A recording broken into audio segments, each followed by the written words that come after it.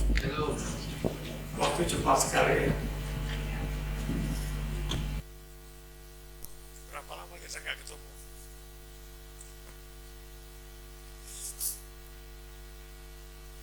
Tiba-tiba sebentar lagi sudah Natal. Dan tiba-tiba sebentar lagi Tuhan datang. Berapa banyak yang siap? Jangan lihat ini sebagai suatu kebetulan, tetapi ini harus merupakan suatu kewaspadaan bagi kita. Waktu berlari cepat, dan waktu tidak bersahabat. Yang ketinggalan akan ketinggalan. Yang sampai finish akan sampai finish. Saya percaya jemaat Tuhan di sini semuanya mau masuk finish. Tuhan sayang kita semuanya. Dia bangga sekali dengan ciptaannya. Dia ingin memuliakan ciptaannya, dia ingin meninggikan kita semua. Kita lihat di Allah rindu. Di samping memuliakan kita, dia ingin mengumpulkan kita ya. Untuk tinggal bersama Dia yang Maha Kudus. Karena itu umat harus dikuduskan. Kenapa? Sarana kekudusan kita. Hari ini kita program pembelajaran. Sarana kekudusan kita adalah firman Allah. Siapa firman Allah? Yesus. Aku di dalam kamu, kamu di dalam aku, kuduslah kamu sebab aku kudus. Terima kasih kepada Tuhan yang telah memilih kita. Kalau Dia memilih kita, Dia ada selalu bersama kita. Dia setia, Dia tidak pernah meninggalkan kita. Yang bisa terjadi hanya satu, kita yang meninggalkan Dia, bukan Dia yang meninggalkan kita. Karena kasih setia tetap selama-lamanya. Kalau kita lihat di Keluaran 19 ayat 6. Keluaran 19 ayat 6, kamu akan menjadi bagiku kerajaan imam dan bangsa yang kudus. Inilah semuanya firman yang harus kau katakan kepada orang Israel. Jadi itu yang kamu sampaikan kepada Israel. Aku mau bikin cita-citaku ya, kata Tuhan. Aku mau bikin suatu kerajaan. Yang di dalamnya bangsanya adalah imam-imam.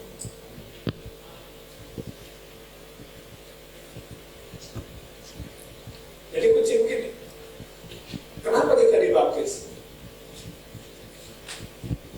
Baptisan itu adalah pergantian warga negara ya. Hukum yang lama mati dikuburkan, waktu kita keluar, inilah anak yang kasih kepada yang berkenan, nama kita dicatat di surga. Nah, karena nama kita dicatat di surga, kita diutus jadi imam. Jadi sini semua yang sudah dibaptis, Anda adalah imam-imam. Yesus lagi membangun suatu kerajaan yang isinya adalah imam-imam ya. Dan bangsa yang kudus.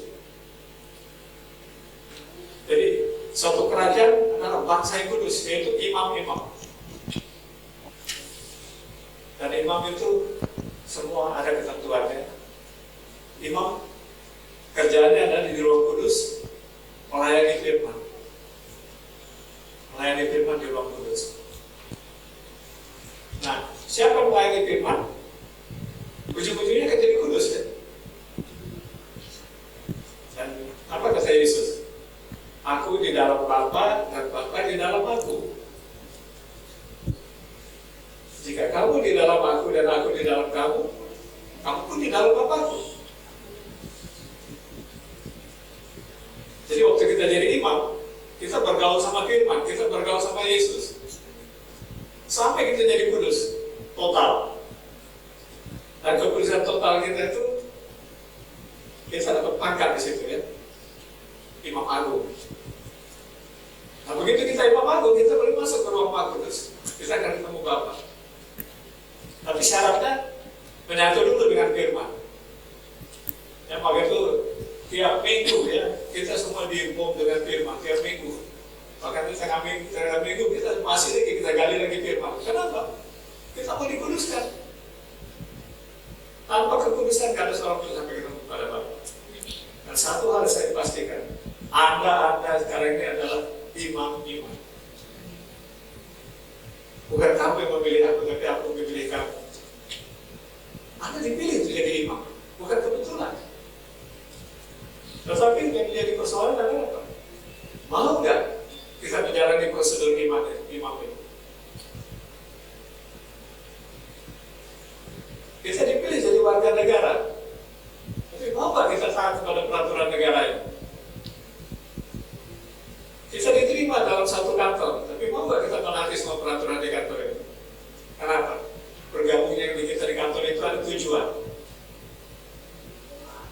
Nah, tujuan Tuhan untuk kita adalah apa? Dia ingin mempermuliakan kita, dia mengangkat kita, dia ingin membuat kita hebat, setara dengan Tuhan. Tapi nanti nggak keinginan kita, berapa banyak sungguh-sungguh kepengen jadi imam yang akan nanti bersama-sama dengan Yesus memerintah. Sini kita lihat, ketika Tuhan dengan begitu semangat ya, dia tentukan peraturan-peraturan untuk jadi imam, dia tentukan jadi orang Lewi mesti jadi imam, keturunan Harun jadi imam, dia tentukan semua itu. Tapi apa yang terjadi ujung-ujungnya? Kita lihat di Keluaran 32 ayat 8. Keluaran 32 ayat 8. Segera juga mereka menyimpang dari jalan yang kuperintahkan kepada mereka. Mereka telah membuat anak lembu tuangan, dan kepadanya mereka sujud menyembah dan mempersembahkan korban, sambil berkata, "Hai Israel, inilah Allahmu yang telah menuntun engkau keluar dari tanah Mesir." Ya. Posisi Tuhan menjadi benda mati. Bahkan Tuhan kita adalah Tuhan yang hidup. Gimana dengan Tuhan dengan cita-cita dengan niat yang baik itu? Gimana perasaan? Saya yakin hancur. Dia bilang ini semua yang saya gariskan, semua yang saya mau terapkan, semua yang saya bangun hancur dulu. Nah, disini katakan, inilah Allahmu yang telah menuntun engkau keluar dari Mesir, lembu.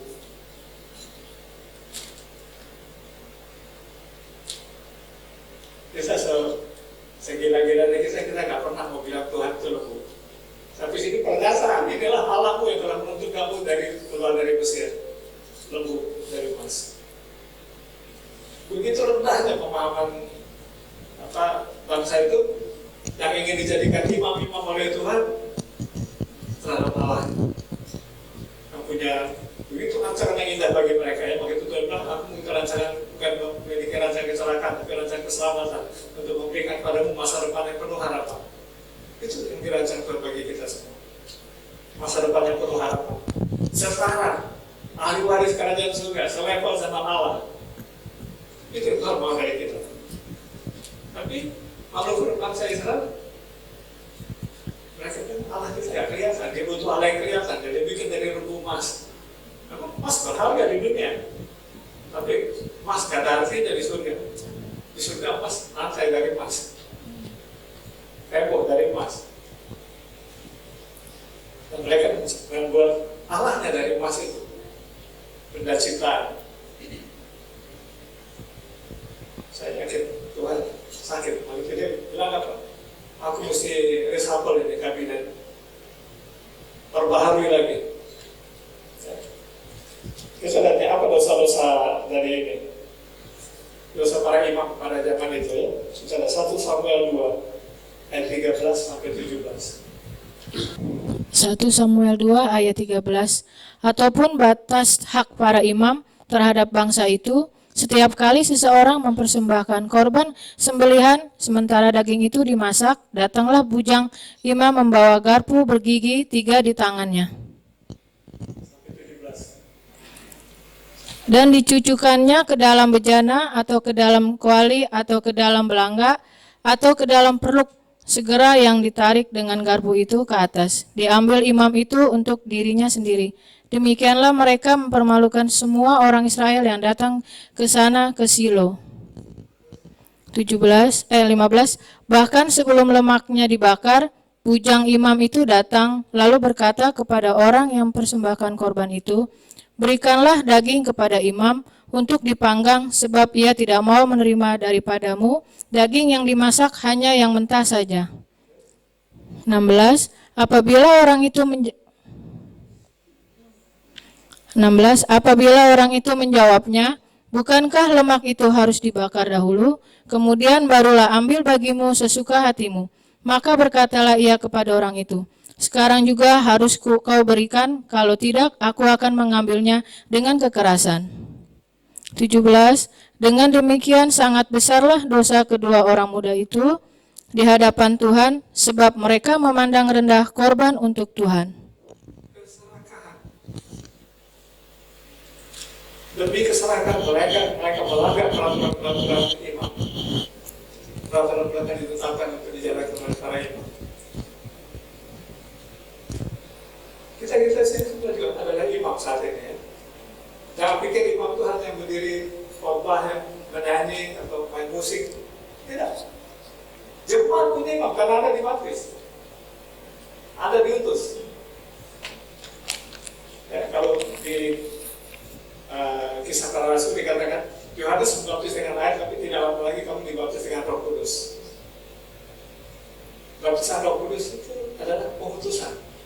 Baptisan air adalah ganti warga negara. Kenapa kita diutus? Karena kita jadi imam, dan kamu akan jadi saksi itu di Yerusalem, seluruh Yudea, Samaria, sampai ke ujung bumi. Imam, jadi saksiku. Kamu akan terima kuasa. Maka kita semua kemudian punya karunia. Karunia itu bukan untuk pamer, bukan untuk sesuatu yang kita, karunia itu untuk menyampaikan berita kebenaran sampai ke ujung bumi. Karena kita semua diutus jadi imam. Gak harus berkhotbah. Anda bisa jadi imam di lingkungan Anda bisa jadi imam di sekolah, jadi imam di pasar, jadi imam di mana pun. Anda bisa jadi berkat bagi orang. Anda bisa bicara tentang kebenaran. Anda bisa mengingatkan orang yang salah. Anda bisa mengkoreksi orang. Anda bisa mendoakan orang. Anda bisa menyembuhkan orang. Anda bisa mengusir setan. Pakai semua itu sesuai karunia. Jadi tiap orang itu ada wilayah kerjanya. Yang harus menyembuhkan ya pakai, sembuhkan orang. Yang harus bernubuatlah. Yang harus bersaksi, yang mengajar. Yang memuji. Aktifkan semua karunia karena Anda dan saya, kita semua diutus. Ya, kalau zaman dulu kan, ini sesi ini saya pernah bahas tentang imamnya, ya, dulu waktu masih di propaganda. Dikatakan kamu adalah imam-imam berdasarkan Melkisedek. Kalau imam di zaman perjanjian lama, dia harus orang Lewi dan dia harus keturunan Harun. Kalau dia bukan orang Lewi keturunan Harun, dia mati atau dia masuk ke wilayah lain. Nah, terus kamu adalah imam-imam berdasarkan Melkisedek. Siapa Melkisedek? Melkisedek adalah tokoh yang datang kepada Abraham. Dia seorang raja Salem. Dia sangat berkuasa, nggak tahu juntrungan kerajaannya dari mana, tapi dia berkuasa. Abraham memahami kuasanya itu, dan dia memberikan roti dan anggur kepada Abraham. Roti dan anggur itu tubuh Yesus. Siapa yang memberikan roti dan anggur kepada kita? Siapa? Bapak memberi putranya kepada kita. Maka itu Yesus kemudian menjadi imam agung kan? Dia masuk ke dalam bait Allah. Imam-imam biasanya bawa korban kalau masuk ke bait Allah untuk menyelamatkan orang lain. Tapi dia mengorbankan dirinya sendiri. Imam itu sendiri jadi korban. Itu tubuh dan darah yang kita nikmati. Imam itu sendiri yang baca. Nah, itu adalah imam yang diutus berdasarkan Melkisedek. Siapa Melkisedek? Bapa yang Maha Kudus. Di 2 Tawarik 29. ayat 34. 2 Tawarikh 29 ayat 34. Tetapi jumlah imam terlalu sedikit sehingga mereka tidak sanggup mengguliti semua korban bakaran. Oleh sebab itu saudara-saudara mereka, orang-orang Lewi, membantu mereka sampai pekerjaan itu selesai dan sampai para imam menguduskan dirinya, sebab orang-orang Lewi itu lebih bersungguh-sungguh menguduskan dirinya dari para imam. Imam-imamnya nggak terlalu kudus, tapi ada orang-orang Lewi yang menguduskan dirinya. Bahkan mereka lebih kudus dari ini. Ini adalah sikap imam-imam yang tidak serius. Berapa banyak di antara kita yang tidak serius? Kita punya karunia menyembuhkan orang, tapi kita tidak pernah doain orang. Kita punya karunia berdoa syafaat, kita tidak pernah sujud berdoa syafaat. Kita punya karunia penglihatan, punya karunia nubuatan, tidak pernah kita aktifin. Melompok. Ini menjadi suatu kekejian di mata Tuhan. Di mana kita tidak serius. Tuhan sungguh-sungguh mengutus kita jadi imam, Tuhan sungguh-sungguh memberi kita kuasa, tapi kita gak sungguh-sungguh menjalankan apa yang menjadi kehendak Tuhan. Waspada. Tuhan kita tegas, baik, tapi tegas. Siapa yang menjalankan? Kalau ada Tuhan, dia punya hamba-hamba. Setiap hamba yang menjalankan tugasnya dengan baik akan dapat reward. Tapi setiap hamba yang tidak menjalankan tugasnya dengan baik, dia akan bermasalah ketika Tuhan datang. Yesaya 28 ayat 7. Yesaya 28 ayat 7. Tetapi orang-orang di sini pun pening karena anggur dan pusing karena arak. Baik imam maupun nabi pening karena arak. Kacau oleh anggur, mereka pusing oleh arak, pening pada waktu melihat penglihatan, goyang pada waktu memberi keputusan. Imam-imam mabok.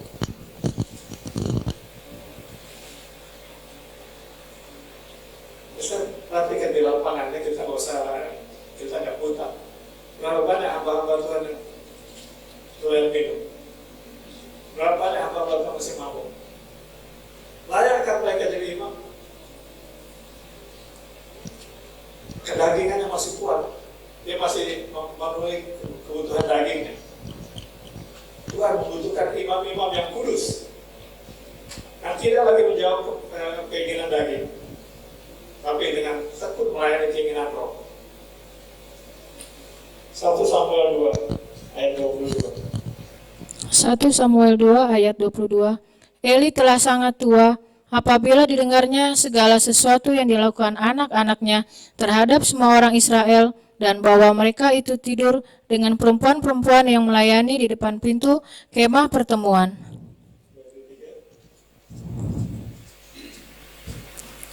23. Berkatalah ia kepada mereka, mengapa kamu melakukan hal-hal yang begitu, sehingga ku dengar dari segenap bangsa ini tentang perbuatan-perbuatanmu yang jahat itu. 24. Janganlah begitu, anak-anakku, bukan kabar baik yang kudengar itu, bahwa kamu menyebabkan umat Tuhan melakukan pelanggaran. Imam-imam melaksanakan kenajisan.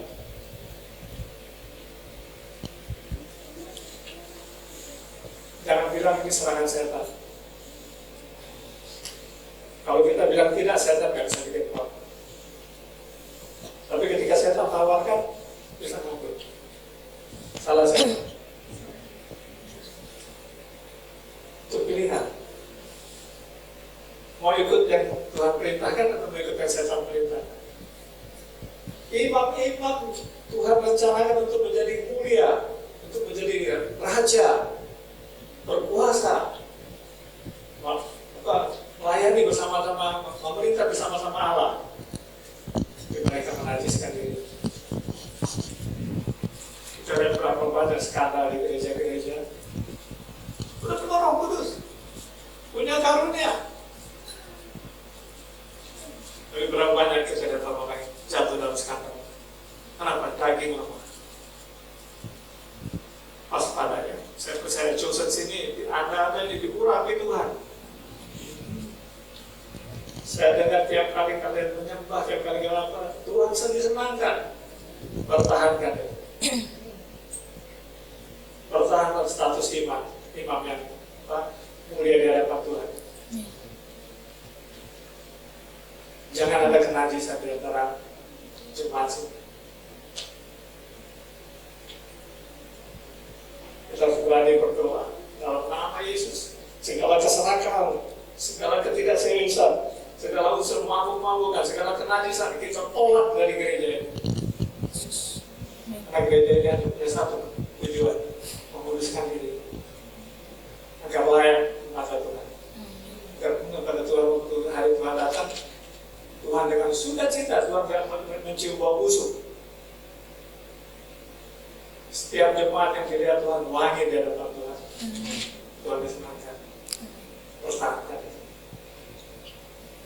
Yeremia 6 ayat 13. Yeremia 6 ayat 13. Sesungguhnya dari yang kecil sampai yang besar di antara mereka semuanya mengejar untung, baik nabi maupun imam semuanya melakukan tipu. Cari untung. Imam tidak boleh cari untung. Imam harus memberkati. Karena imam adalah sumber berkat. Imam tidak perlu cari untung. Kenapa? Hidupnya beruntung selalu. Maka sudah bilang jangan khawatir, jangan takut. Kenapa? Jika aku di dalam kamu, aku adalah sumber berkat itu. Apapun yang kau butuhkan, aku tahu. Aku ada di situ. Maka itu tubuh kita adalah rumah Tuhan, bait Allah. Persiapkan bait Allah kita agar Allah layak tinggal di dalam kita, agar Allah betah tinggal di dalam kita. Dia adalah sumber berkat. Apapun yang kita butuhkan sebelum kau minta, aku sudah tahu. Tapi kadang-kadang ada hubungan bapak dengan anaknya, dia senang kalau anaknya minta. Udah, mintalah. Tapi sesungguhnya sebelum kita minta, dia sudah tahu apa yang kita butuhkan. Saya yakin kalau kita punya anak, kita pergi misalnya ke Jogja, anak kan gak minta oleh-oleh seperti itu. Kita jalan, ini cocok untuk anak saya, ini cocok untuk itu. Kita beli, kenapa? Kita kita ingin dandanin anak kita ingin anak kita senang. Itu hati seorang bapak itu. Si anak gak minta, tapi dia ingin menyenangkan anaknya. Dia tahu, wah ini cocok untuk anak saya. Agak mahal, gak apa-apa, cocok kok. Itulah hati seorang bapak, itu orang tua. Gimana ada ibu kalau jalan kemana gak ingat anak? Pasti ada aja kan, ini baju ini cocok nih baju ini cocoknya tuh. Kalau kita baju kita korup, gak apa-apa. Tapi minimal hati kita ke sana ya, melekat sama anak kita. Jadi di sini ya, stop semua keserakahan, stop semua ketidakseriusan, stop semua unsur mabuk-mabukan, kenajisan, mencari untung. Tempatnya bukan di gereja. Kalau mau di luar situ silahkan aja. Jangan nilai sedikit merusak susu sebelahnya. Semua saling mengingatkan, saling menguatkan, saling mendoakan satu sama lain. Supaya yuk sama-sama kita kudus, kita bergandengan tangan. Kita akan membiarkan kecemaran masuk ke wilayah kita. Supaya kalau satu hari Tuhan datang, kita ingat membicarakan waktu cepat banget. Tahun-tahun sudah mau habis tahun 2021. Contoh kami jalan di COVID ini udah 2 tahunan. Contoh beberapa orang di antara itu udah gak ada. Ada yang udah dipanggil pulang, ada yang udah gak bersama-sama.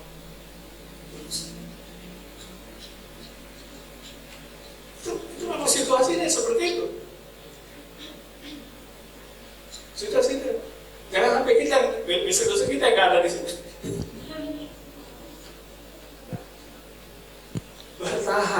Bertahan, harus kuat kan? Oke, saling menghibur, saling menguatkan, saling mengingatkan satu dengan lain, saling mendoakan. Masing-masing menutupi kelemahan satu sama yang lain, masing-masing menguatkan yang lemah. Itu yang diinginkan Tuhan sebagai apa? Suatu bangsa yang antara imam. Jadi sini Tuhan bilang apa? Di Ibrani 5 ayat 10.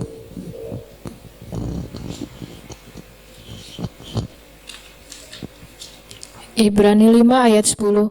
Dan ia dipanggil menjadi imam besar oleh Allah menurut peraturan Melkisedek. Siapa yang dipanggil menjadi imam besar? Tuhan Yesus. Ini syarat pada sama kabinetnya. Yang dulunya kacau balau, dia perbarui. Dia panggil satu tokoh yang akan jadi panutan anak Allah sendiri. Anak Allah dia sungguh-sungguh manusia. Sungguh-sungguh manusia. Jangan bilang apa dia curang dia. Gara-gara dia Allah dia bisa tidak kudus. Tidak. Ketika dia turun ke bumi dia lahir dalam seorang wanita, dia sungguh-sungguh manusia. Dan dia membuktikan kepada kita, kalau kamu mau, bisa. Aku sudah buktikan. Kalau kamu mau, bisa. Dia dipanggil ya, di Ibrani 6 ayat 20. Ibrani 6 ayat 20, di mana Yesus telah masuk sebagai perintis bagi kita. Masuk sebagai perintis bagi kita. Masuk ke mana? Wilayah imam itu. Terus? Ketika ia menurut peraturan Melkisedek menjadi imam besar sampai selama-lamanya. Sampai selama-lamanya.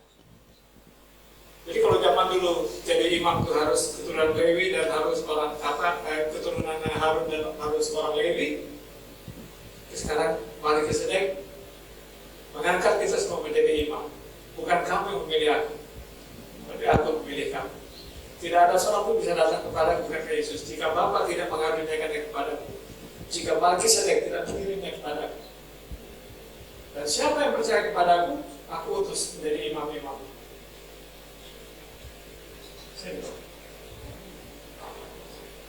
Jadi di sini kita melihat Yesus bikin pembaruan dalam sistem keimaman ini. Sekarang semua orang, gak harus keturunan Lewi, gak harus keturunan Harun, tapi Melkisedek memilihnya. Maaf, begitu banyak orang di luar gak kepilih. Tapi Anda dan saya, kita kepilih. Berdasarkan perjanjian Melkisedek. Melkisedek memilih kita untuk datang menjadi imam, untuk membangun suatu kerajaan imam, suatu bangsa yang isinya imam-imam semua. Ini suatu bangsa di sini, isinya imam-imam semua. Tapi apakah bangsa ini hidup sesuai dengan aturan hidup seorang imam? Itu yang perlu dipertanyakan. 1 Petrus 2 ayat 9.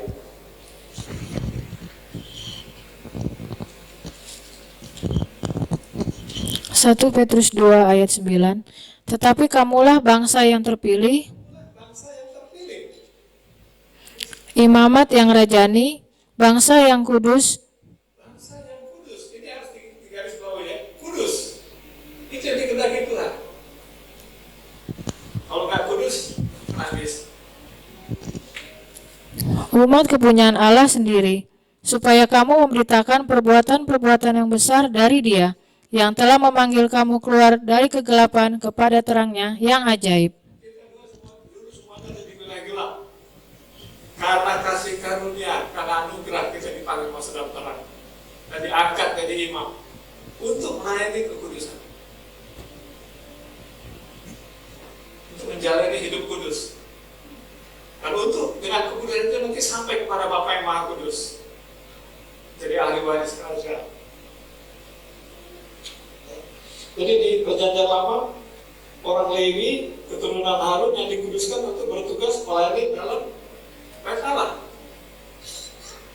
Tapi kalau di perjanjian baru, orang-orang yang dipanggil oleh Melkisedek, diutus menjadi imam. Maka itu saya sekali lagi saya perlu tekankan sini, baptisan bukan untuk keselamatan. baptisan adalah perubahan warga negara kita. Hukum yang lama harus mati, dikuburkan. Begitu kita keluar dari air, inilah anakku yang kukasih kepada aku, karena kita ini warga kerajaan surga. Yang dipilih oleh Melkisedek. Nah, ketika sudah dipilih, jadi nama kita tercatat, kita diutus. Jadi kamu akan jadi saksiku di Yerusalem, seluruh Yudea, Samaria, sampai ke ujung bumi. Diutus kita. Ya, kita ada di Bilangan 3 ayat 10.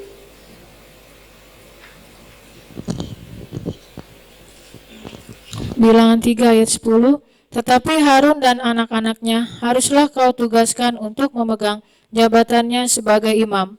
Sedang orang awam yang mendekat harus dihukum mati. Betapa pentingnya jabatan imam itu. Orang bukan imam, berani masuk ke wilayah imam, mati.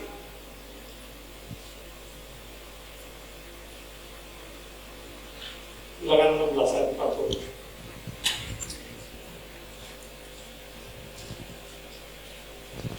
Bilangan 16 ayat 40, itu menjadi suatu peringatan bagi orang Israel, supaya jangan tampil orang awam yang bukan dari keturunan Harun untuk membakar ukupan di hadapan Tuhan.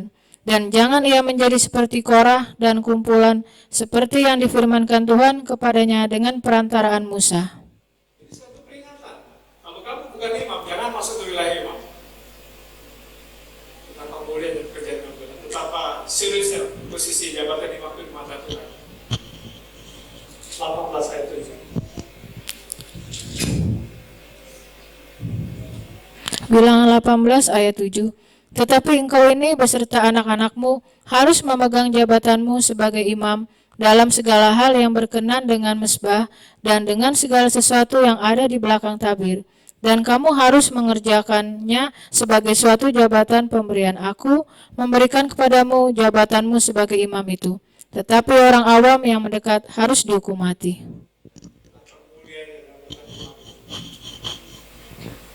Kita sekarang ini diutus oleh Melkisedek menjadi imam-imam berdasarkan keputusan Melkisedek. Jaga keputusan, lakukan dengan taat tugas-tugas imam, supaya yang memutus kita tidak kecewa. Ya. Nah, itu di perjanjian lama ya, ketegasan itu. Apalagi ketika di Resapel dibenahi kabinetnya ini, dituntut jangan langgar. Karena dulu dibongkar gara-gara melanggar.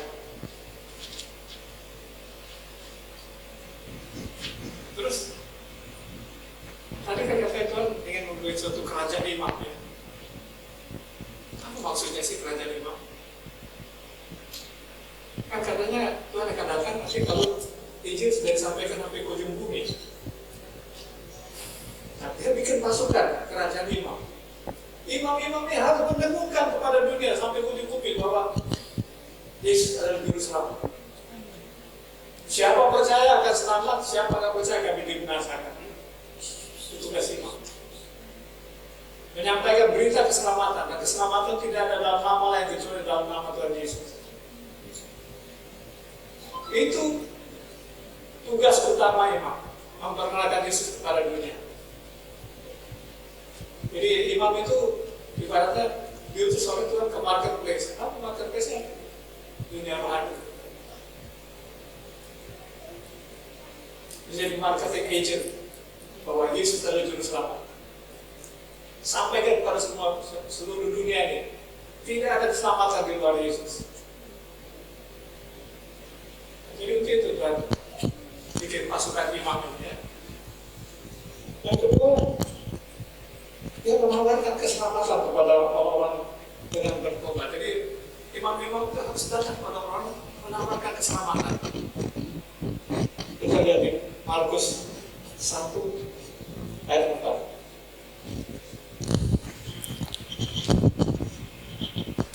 Markus 1 ayat 4. Demikianlah Yohanes Pembaptis tampil di padang gurun dan menyerukan, bertobatlah dan berilah dirimu dibaptis, dan Allah akan mengampuni dosamu. Bertobatlah dan berilah dirimu dibaptis, Allah akan mengampuni dosamu. Itu adalah misi yang dipikul oleh para imam. Sampaikan kepada seluruh dunia bahwa dosamu bisa diampuni, bahwa surga itu nyata, Ketika Anda dibaptis, Anda pun akan diutus jadi imam dan Anda akan dipermuliakan. Markus 16 ayat 16.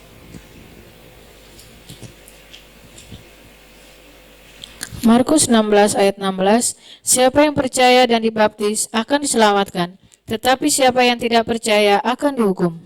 Percaya siapa? Percaya Yesus.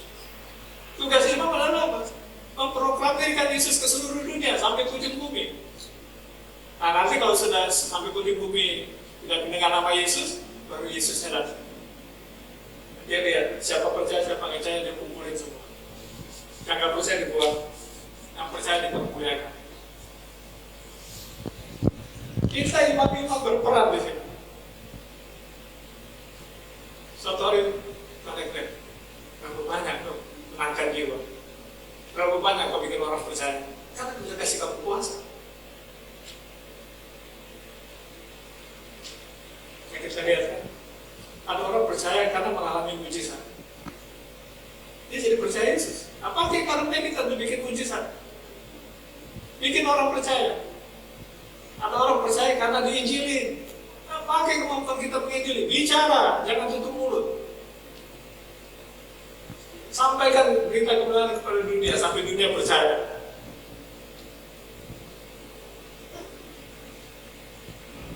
Ada orang yang memang ada gara-gara lahir sudah jadi Kristen. Tapi ada lagi orang-orang yang punya panggilan khusus ya, dipanggil khusus oleh Tuhan untuk diutus. Jadi ada 4 macam panggilan gitu ya. Mungkin kalau yang pernah ikut sesi ini, saya pernah bahas itu kan 4 pilar itu ya, di pintu gerbang. Red Allah ada 4 pilar. Apa maksudnya 4 pilar itu? Katanya akulah pintu, kata Yesus. Jadi 4 pintu itu, 4 pilar itu menggambarkan Yesus. Kalau kita kembali kepada kebenaran, 4 pilar itu adalah Matius, Markus, Lukas, Yohanes. Kan 4 ini bicara tentang Yesus. Dari Yesus lahir sampai Yesus mati, Yesus lahir, Yesus mati. 4 ini bicara tentang Yesus. Terus gimana perbedaannya? Kita kembali ke kitab Wahyu, di mana katakan ada kerub. Kerub itu kendaraan Allah. Kerub itu punya 4 wajah. Wajah pertama rupanya seperti singa. Itu lambang raja kuasa. Jadi kalau kita baca kitab Matius, kita dapat gambaran bahwa Yesus itu raja dan dia berkuasa. Nah, kalau orang masuk ke dalam percaya Yesus karena pilar pertama, itu dia mengalami kuasa. Dia masuk, dia mengalami mujizat. Kena kanker sembuh, percaya Yesus. Punya masalah besar, diberesin, percaya Yesus. Itu akses masuk pertama. Ada yang grup kedua, wajahnya seperti lembu. Lembu itu lambang ketekunan, rajin. Apa kaitannya dengan pilar kedua itu? Markus. Kalau kita baca Markus, seperti kata Yesus itu benar-benar seorang hamba. Dia tekun, rajin. Apa kaitannya dengan keselamatan manusia? Ada orang-orang kata hamba ini rajin ngomong, percaya dan terima Yesus selamat. Grup ketiga wujudnya seperti anak manusia, mewakili kitab Lukas. Nah, kalau kita baca kitab Lukas, betul-betul kita dapat kesan bahwa Yesus itu sungguh-sungguh manusia. Dia punya rasa takut, dia lari, dia semua unsur-unsur tabiat manusia itu muncul di situ. Apa kaitannya dengan pilar ketiga? Kita masuk percaya gara-gara kita lahir dalam rumah tangga Kristen. Sederhana. Nah, grup keempat wujudnya seperti Raja Wali. Raja Wali itu tempat sarafnya itu tinggi di atas, apa yang ada di bawah dia bisa pantau semua. Dan kalau dia sabar, sulit menghindar. Mewakili kitab Yohanes. Kalau kita baca Yesus sungguh-sungguh Raja, sungguh-sungguh Allah. Maka aku kenal Bapa, aku kenal Abraham, aku datang dari atas, Bapa khusus aku di dalam Bapa di dalam itu yang ada di kitab Yohanes, yang ada di kitab lain. Dia memperkenalkan kealahan. Apa kaitan dengan pintu keempat itu? Itu pintu panggilan khusus. Ada orang-orang yang dipanggil khusus. Karena Tuhan memakai dia. Jadi yang pertama orang mengalami mujizat, selamat. Yang kedua orang diinjili, selamat. Yang ketiga orang lahir sebagai orang Kristen, selamat. Ada yang keempat orang dipanggil untuk melaksanakan tugas khusus. Yang selama ini mungkin kita udah baca kitab Matius tugas, sama aja dari Yesus lahir sampai mati, Yesus lahir sampai mati. Tapi sebetulnya ada perbedaan. Karena kebetulan kitab itu dimasukkan itu mewakili 4 pilar di pintu masuk kerajaan surga. 4 pilar di pintu masuk bait Allah. Jadi bait Allah dan kerajaan surga itu sama persis ya. Asal letak bait Allah dan asal letak surga itu sama persis. Demikian juga syarat masuk surga dan syarat masuk bait Allah sama persis.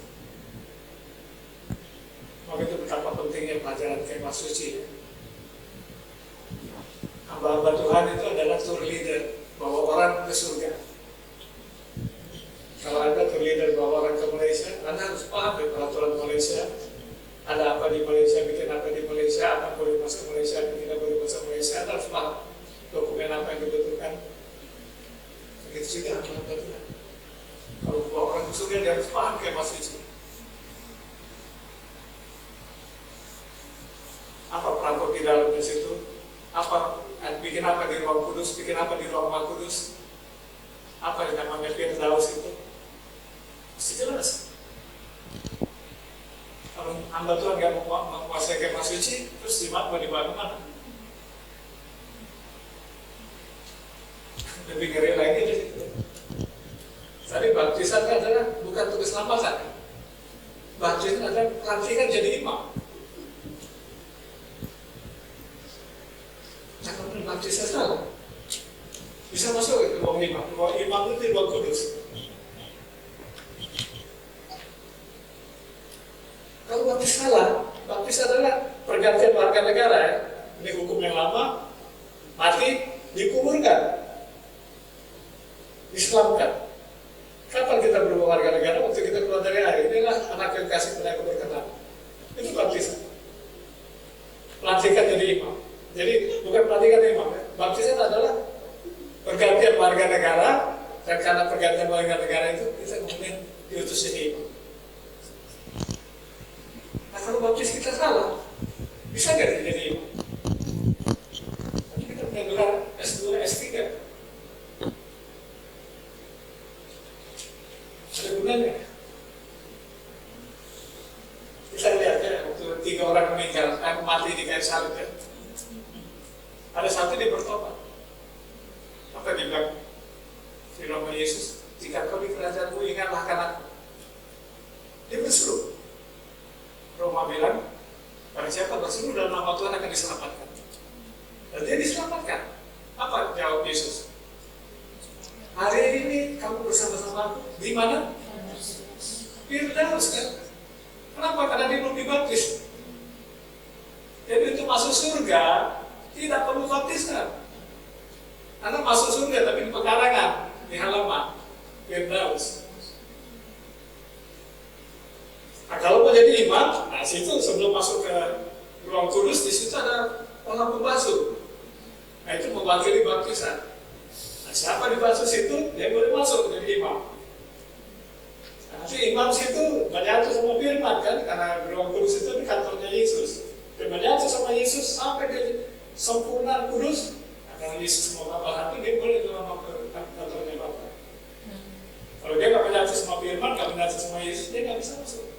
Dan yang siapa yang berhasil menyatu sama Yesus namanya Imam Agung. Jadi hari ini saya mengingatkan Anda dan saya juga, kita semua saat ini adalah imam. Berhasil nggak kita jadi Imam Agung? Mau jadi Imam Agung? Caranya yang satu, menyatu sama firman. Siapa menyatu sama firman, dia akan menyatu sama Bapa. Karena Bapa dan firman ini satu. Aku di dalam kamu, kamu di dalam aku, seperti aku di dalam Bapa dan Bapa di dalam aku. Jika kamu di dalam aku, kamu pun di dalam Bapa. Jadi Bapa. Sayang, tinggal satu langkah lagi. Kalau kita sampai jadi imam agung, begitu kita sampai di sana, kita dipermuliakan, kita sama-sama Bapa, duduk semeja berjamaah sama Bapa. Tinggal satu langkah lagi, bersalat, kuatkan hati. Dunia gak enak, banyak masalah, tapi aku beserta kamu, aku tidak pernah meninggalkan kamu. Aku berharap kamu jadi imam agung, supaya aku bisa duduk satu meja sama kamu.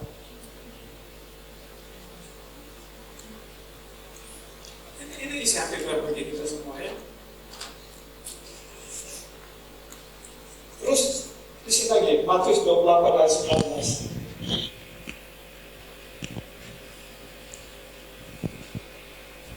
19. Matius 28 ayat 19. Karena itu pergilah, jadikanlah semua bangsa muridku dan baptislah mereka dalam nama Bapa dan Anak dan Roh Kudus. Jadikanlah semua bangsa muridku. Ini imam diutus untuk itu. Tuhan kepengen banyak orang diselamatkan. Tinggal satu, imam berfungsi kan? Imam berperan kan? Bapak akan bangga banget sama kita untuk setiap dia yang kita bisa menangkan. Dicatat.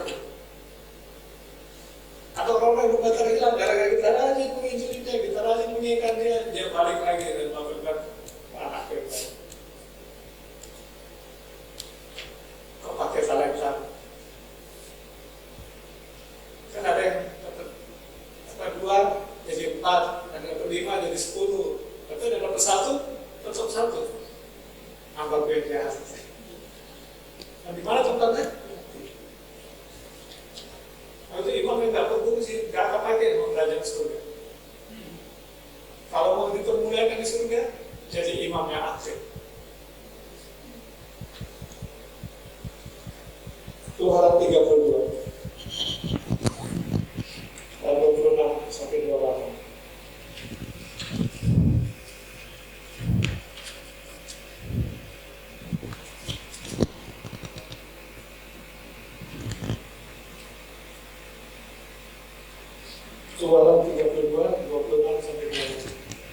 Keluaran 32 ayat 26. Maka berdirilah Musa di pintu gerbang perkemahan itu serta berkata, siapa yang memihak kepada Tuhan, datanglah kepadaku. Lalu berkumpullah kepadanya seluruh Bani Lewi. 27. Berkatalah ia kepada mereka, beginilah firman Tuhan, Allah Israel, baiklah kamu masing-masing mengikatkan pedangnya pada pinggangnya, dan berjalanlah kian kemari melalui perkemahan itu, dari pintu gerbang ke pintu gerbang, dan biarlah masing-masing membunuh saudaranya, dan temannya, dan tetangganya. 28. Bani Lewi melakukan seperti yang dikatakan Musa, dan pada hari itu tewaslah kira-kira 3.000 orang dari bangsa itu. Kira-kira tegas. Ini gara-gara mereka bikin lembu itu, Musa bilang, ayo siapa pun ada di pihak Tuhan, duduk di samping saya. Ternyata hanya orang Lewi yang berangkat di situ. Dan kemudian pada orang Lewi dia bilang apa? Bunuh mereka semua. Jangan berduka. Di situ ada pamannya, di situ ada anaknya, di situ ada om, tante, di situ ada saudara, ada sahabat. Bunuh. Karena mereka telah menangkal Allah. Tuhan baik, bicara main-main sama kebaikan Tuhan. Dia bisa tegas.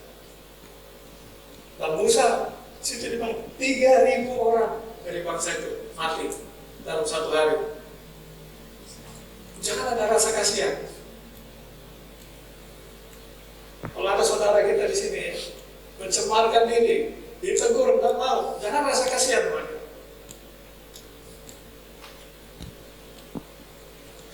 tidak melakukan fungsi imam di sini.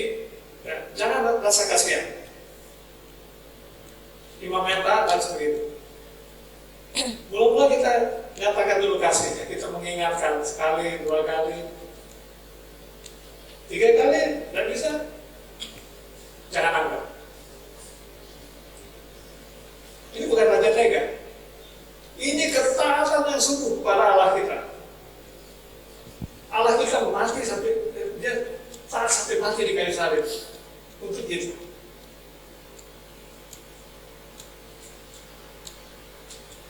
Kita juga kan, kalau ada orang-orang yang menista Allah kita, kita harus jijik kepada dia.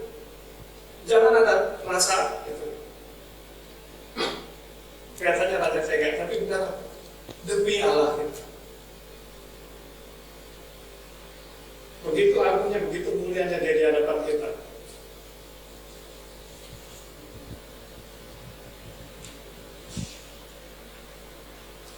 Situ, jangan merasa duka. Bunuh mereka, jangan merasa duka. Di situ ada, mungkin ada ibunya, mungkin ada bapaknya.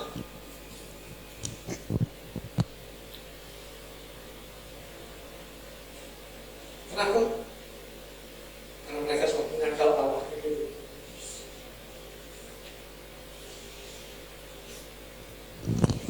Ayat 33.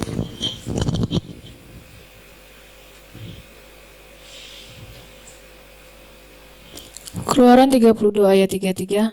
Tetapi Tuhan berfirman kepada Musa, siapa yang berdosa kepadaku, nama orang itulah yang akan kuhapuskan dari dalam kitabku. Jadi kadang-kadang kita nggak bisa bandingin orang lain. Kita pasang badan ke orang lain, bisa. Masing-masing harus bertanggung jawab secara pribadi kepada Tuhan. Tapi kita boleh mengingatkan ya, demi kasih kita, kamu salah, supaya dia bertobat. Tapi kalau dia nggak mau bertobat, apa yang takut itu belum ikut ke Tuhan. Ya, jadi di sini ya.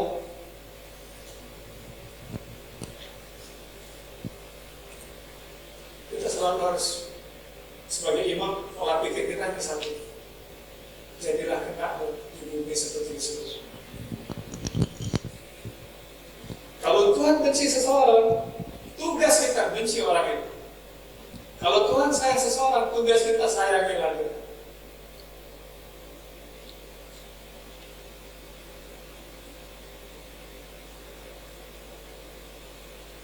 Kalau sampai Tuhan muak lihat seseorang, aneh kalau kita nggak muak. Kalau Tuhan sampai benci sama seseorang, aneh kalau kita nggak benci. Kenapa? Tuhan itu hakim yang adil. Itu dulu ada yang pernah bersaksi di mana? Jadi tegur Tuhan, jangan sembuhkan orang yang tidak akan aku sembuhkan. Percuma kita doa, cungkir balik, Tuhan nggak mau sembuhin orang itu. Jangan kau berkati orang yang tidak akan berkati. Kita dapat berkat dari Tuhan. Tuhan nggak mau berkati Pak Yones, tapi saya mau berkati Pak Yones. Kayak Tuhan gerak nggak? Jadi yang kita mesti senangkan itu Tuhan, mesti taat itu Tuhan. Apa yang Tuhan benci kita benci, apa yang Tuhan sayang kita sayang, apa yang Tuhan tinggikan kita tinggikan. Apa yang Tuhan mau itu kita lakukan. Apa yang Tuhan gak suka, jangan lakukan. Itu tidak bermasalah.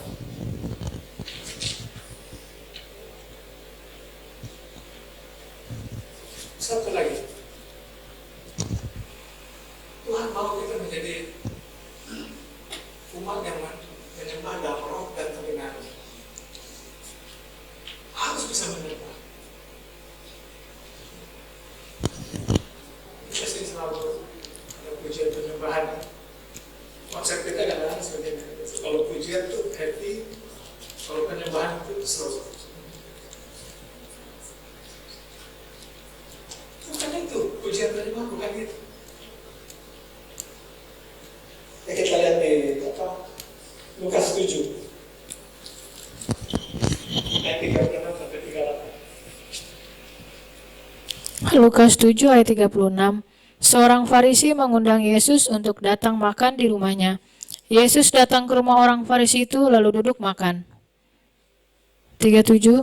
Di kota itu ada seorang perempuan yang terkenal sebagai seorang berdosa. Ketika perempuan itu mendengar bahwa Yesus sedang makan di rumah orang Farisi itu, datanglah ia membawa sebuah buli-buli pualam berisi minyak wangi. 38. Sambil menangis ia pergi berdiri di belakang Yesus, dekat kakinya. Lalu membasahi kakinya itu dengan air matanya dan menyikanya dengan rambutnya. Kemudian ia mencium kakinya dan menyikakinya dengan minyak wangi itu. Meminyakinya. Itu tadi kata pujian penyembahan. Kata dasarnya persembahan, penyembahan. Kata dasarnya sembah. Apa sih sembah itu? Sembah itu sujud, buka di lantai. Ini yang dilakukan oleh Yesus. Ketika dia kepalanya turun dekat sama kaki Yesus, dia bisa pakai rambut dan bisa membasuh kaki Yesus. Posisinya bagi penyembah. Ketika kita menyanyi, nyanyi itu hanya sarana, gak beda sama musik, gak beda sama drum, gak beda sama apa semua. Kata kuncinya adalah di mana sembah? Ada di hati. Apakah waktu kita menyanyi benar-benar dari hati? Benar-benar kita sujud? Itu yang benar-benar. Itu yang kadang-kadang aku minta tahu. Cocok dengan hati. Tapi berapa orang datangnya? Kenapa? Oh, suaraku suara bagus. Dia pamer suara, dia ini semua. Oh, gayaku begini kan. Sama busuk macam itu.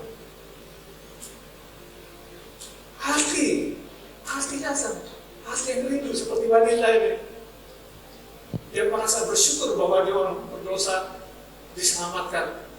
Ya, datang, buka sampai ke kaki Tuhan Yesus.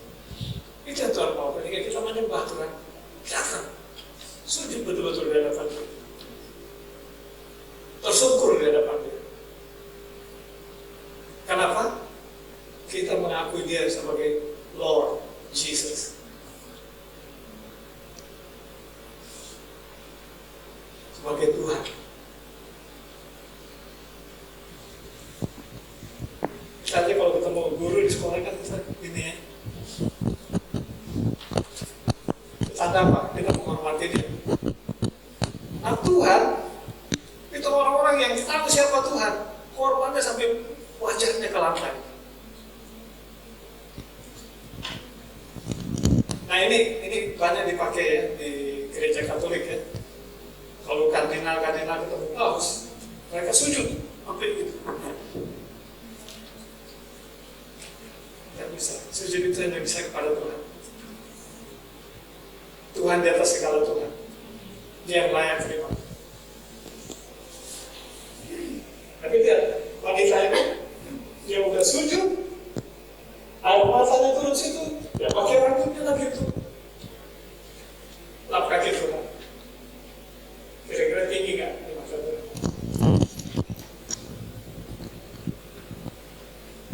Dan dia datang bawa persembahan kepadanya. Sampai satu ilustrasi ya. Setelah ini ada seorang raja, kaya raya raja ini. Dia kalau malam-malam dia suka diam sama menterinya, keliling ke kerajaan, keluar sebagai wartawan biasa keluar, melihat gimana kehidupan rakyat. Jadi ternyata rakyat itu miskin banget, banyak orang miskin. Akan segera hatinya, dia bilang apa? Menterinya bilang, besok umumkan kepada rakyat, istana open house.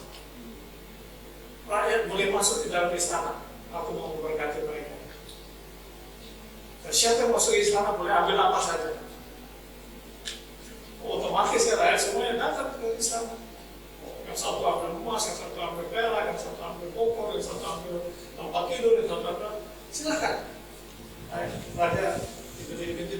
kita rayakan sama. Dan semua lagi sibuk itu, tiba-tiba ada satu nenek-nenek di dalam.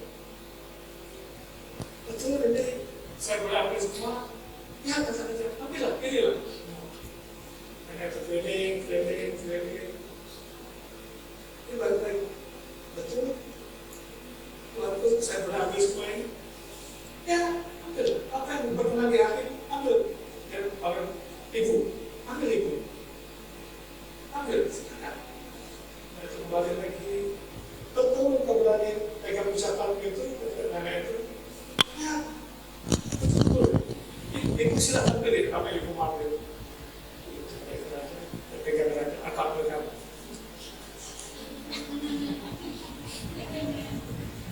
Pilihan yang paling tepat.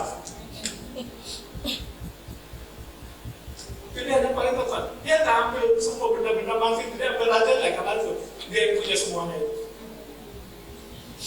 Tuhan mau berkati kita dengan segala macam berkat.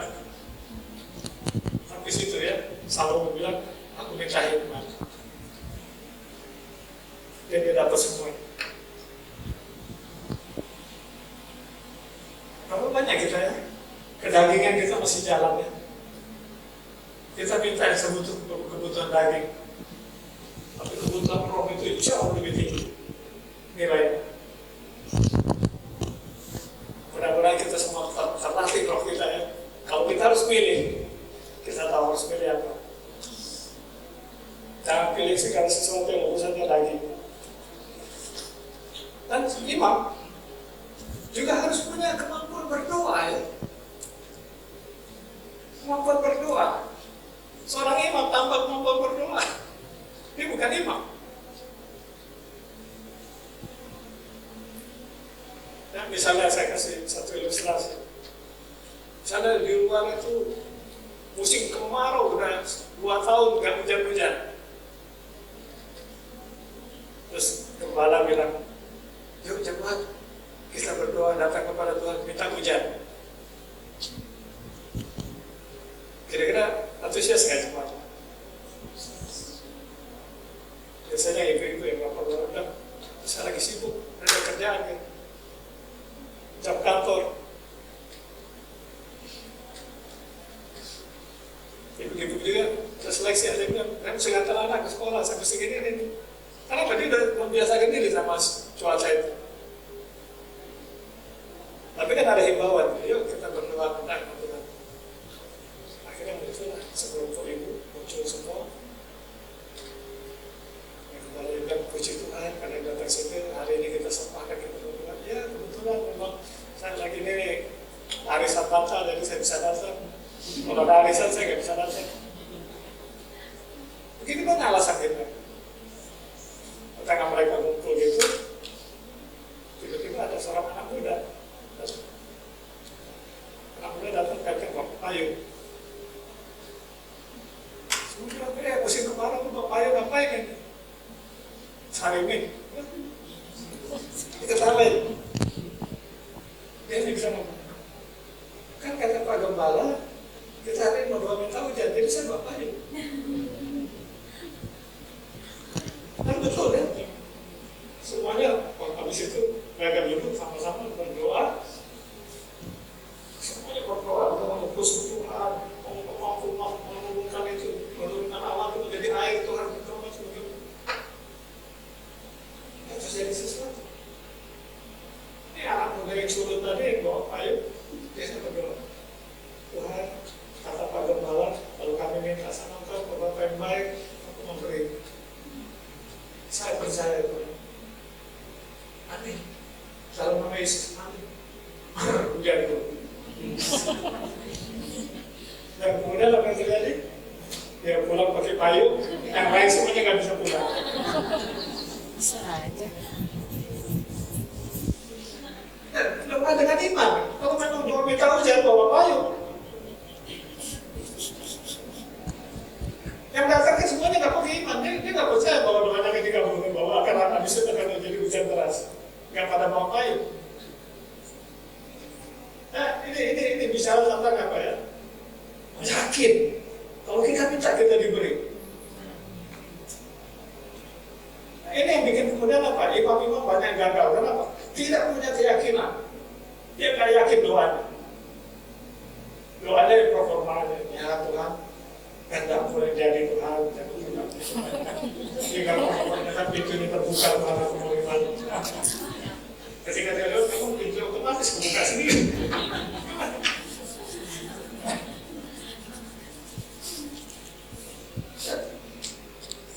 Terlalu banyak ya, kita kalau kita berdoa dan kemudian doa itu dijawab, harus saksi.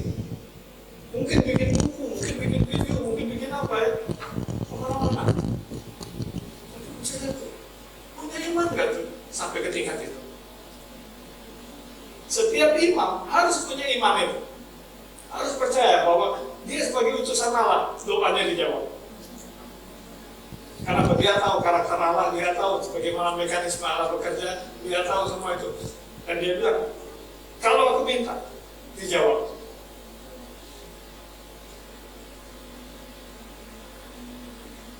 Itu salah satu bagian yang dibutuhkan oleh para imam kita ya. Saya berharap dari gereja ini ya, akan muncul imam-imam yang kemudian menggariskan sejarah baru dalam gereja. Imam-imam kesembuhan, imam-imam pujian, imam-imam berkat, imam-imam macam-macam. Begitu banyak sektor yang bisa dilayani oleh si imam ini. Tinggal yang punya karunia-karunia sekarang dipakai kan. Jangan harus sudah diutus jadi imam, dikasih karunia, melampau, nggak ada hubungan. Kita lihat kan, Yesus waktu dia ke pohon ara itu, dia berharap ada buah. Nah ketika nggak ada buah, dia putus mati itu pohon. Begitu juga gitu. Buah-buah roh terus muncul, damai sejahtera, sukacita, lemah lembut, banyak sabar, penguasaan diri, semua muncul. Yesus ingin menikmati buah itu dari hidup kita. Jangan sampai kita akan berdoa. Dan kemudian utusan kita, jadilah utusan Allah yang berprestasi, utusan Allah dibanggakan. 70 murid diutus, mereka nggak apa-apa, tapi mereka kembali bawa cerita, orang buta sembuh, orang buta melihat, orang lumpuh berjalan, orang kusta ditahirkan. Mereka bersaksi, dan mereka taat, mereka jalan. Sekalipun nggak bawa sesuatu apapun.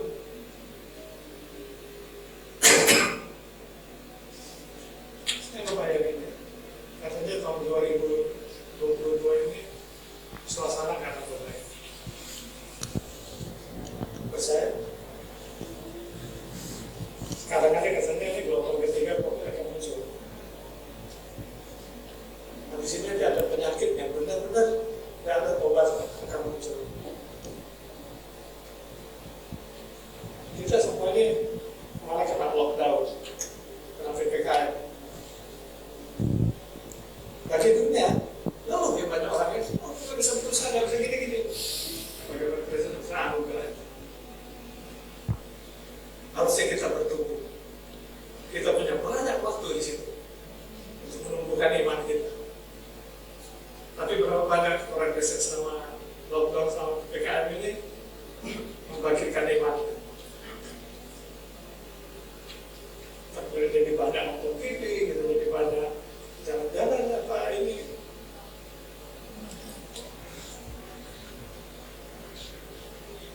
Kenapa? Ini kita lihat vaksin ini bukan tanda binatangnya, tapi menuju.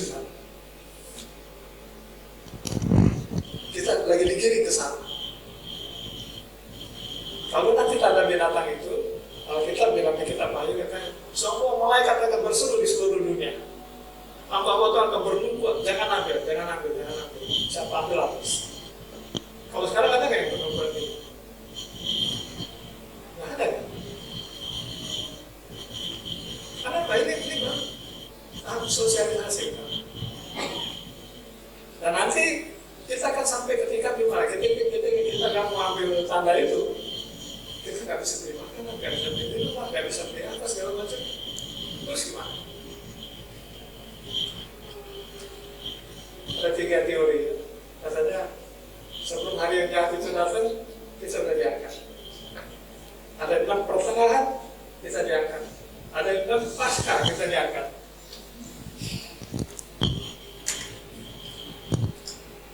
Kalau saya tanya jemaat yang merasa di sini, kira-kira menurut kalian yang mana? Pra, mid, atau pasca? Diangkat. Ya?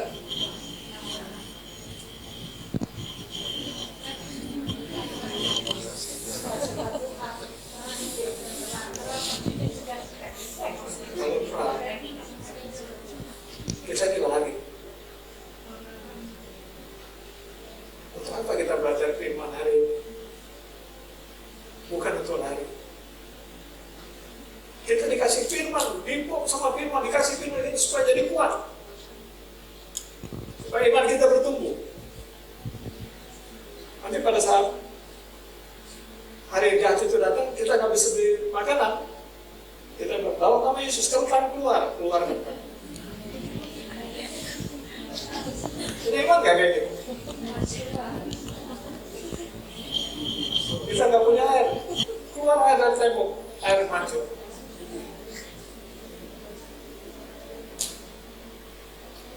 Perjalanan di padang gurun itu dulu Tuhan yang lakukan sebagai cara Tuhan menggembalakan Israel. Tapi Tuhan bilang, sekarang kamu adalah imamatku yang rajani. Kamu yang bisa air keluar dari tembok. Kita lulus semua di situ, mempelainya luar biasa. Maka itu tolong ya, hapus itu ya.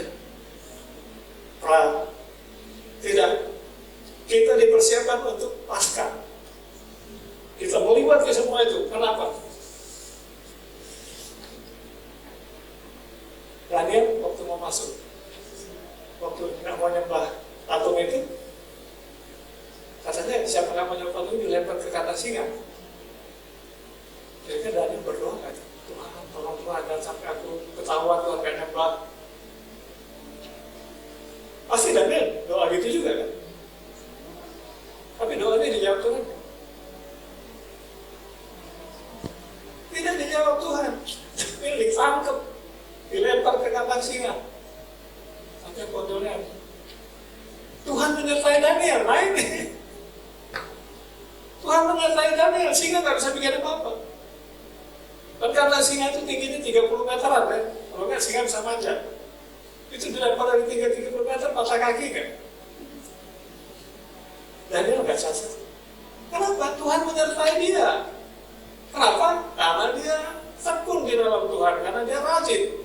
Ketika itulah iman kita bertumbuh. Jangan tingkat iman yang melarikan diri gitu.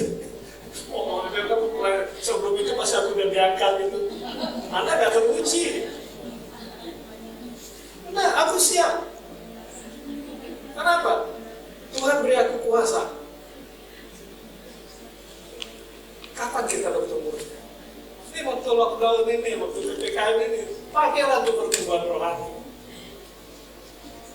Jangan kita jadi lebih banyak nonton sinetron, jadi apa gitu. Jangan. Jadi melankolis itu. Ya, jadi saya percaya rubah mindset kita itu ya. Jadilah laskar, jadilah imam-imam yang rajani, jadilah imam yang berkuasa. Yang saudara akan memerintah bersama-sama Tuhan. Kita harus jadi orang yang militan. Tidak ada yang bisa mengalahkan kita jika Tuhan beserta. Maka itu, gimana cara supaya Tuhan bisa berlaku? Tidak tahukah kamu bahwa tubuhmu adalah bait Allah? Bahwa roh Allah diam di dalam kamu, bereskan bait Allah. Jangan ada dosa di sini. Jangan ada kenajisan di sini. Jangan ada kedagingan. Nah, kalau Tuhan bersemayam di sini, dilempar ke kanan buaya, dilempar ke kanan singa, nggak ada urusan. Singanya sudah lapar itu, dia datang bilang ada Tuhan, mundur. Giginya copot semua, dibuka gigi palsunya semua. Ya. Kenapa? Karena ada Tuhan di situ. Api dilempar ke tunggu api itu nggak apa-apa. Itu mungkin kita ada udara segar banget di sini, mungkin sidangnya sahabat Kenapa? Karena ada Tuhan di situ, bersama-sama Tuhan. Jadi saya mau bilang, suatu hari nanti doamu tidak akan dijawab Tuhan. Kalau saya bilang, aku kasih kamu kuasa.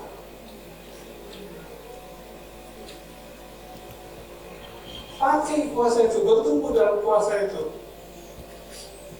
Kalahkan dunia ini dengan kuasa itu.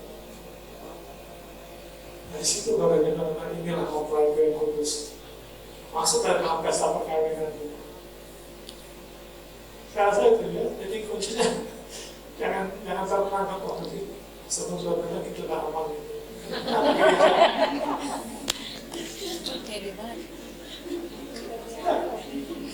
Hadapi, jangan lari. Hadapi. Nanti Kristus kejar kita stop, dan dia stop, dia bisa bikin stop. Bertumbuh dengan kuasa. Saya pernah tahu imam-imam seperti ini muncul di gereja ini. Nah, mudah-mudahan Pak Gembala berhasil ya, menempa imam-imam kualifikasi seperti itu di gereja ini, dan kemudian apa? Imam-imam dari sini akan jadi berkat bagi dunia. Mungkin ada pertanyaan gini, tapi kalau hari jahat itu datang, saya kan nggak ngambil tanda, tapi saudara saya ngambil tanda. Boleh nggak saya suruh diambil makanan?